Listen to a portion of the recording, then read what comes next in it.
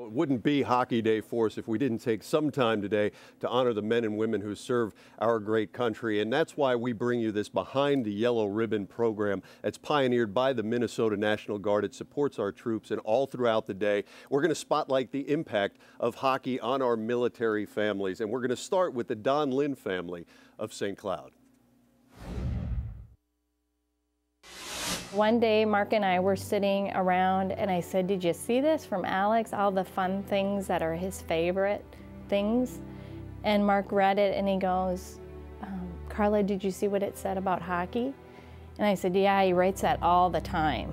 Most important thing about me is sports. My favorite sports are hockey, baseball, soccer. He was saying loud and clear to us before I left that this is an important part of his life, and we want him to be a kid while I was deployed. When Mark told me that he was going to be deployed for the second time, that would be the boys' second time, then we said we need to find a good distraction for them, and right away we said hockey. The boys were 4 and 5 when I left for Afghanistan, and 9 and 10 when I left for Iraq. And the 9 and 10 years were especially impressionable. The military really encourages families to plan events to look forward to. That as long as you have a schedule of things to look forward to, those are great distractions. And hockey was so easy to be a distraction because there was always practice, there was always a game on the weekend or a tournament, or a pizza party, or an award ceremony or something. My favorite part of hockey is the friends and the teammates and all that and the coaches, because they encourage me.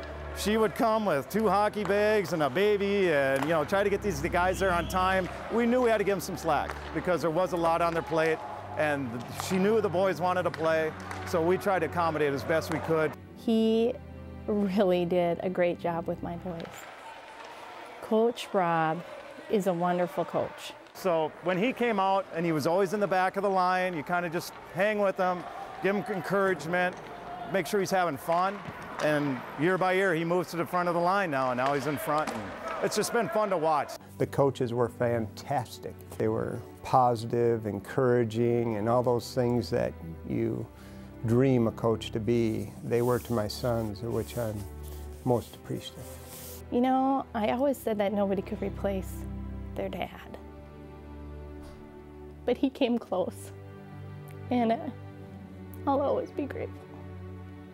I was talking about my dad being overseas when he was in the Army, and when he really inspired me to do a lot of the things I did.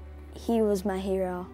That's a great honor, and I'm committed for a lifetime to live up to it. They're great boys. They're great boys. St. Cloud is a very wonderful community to live in. I'm really, really blessed.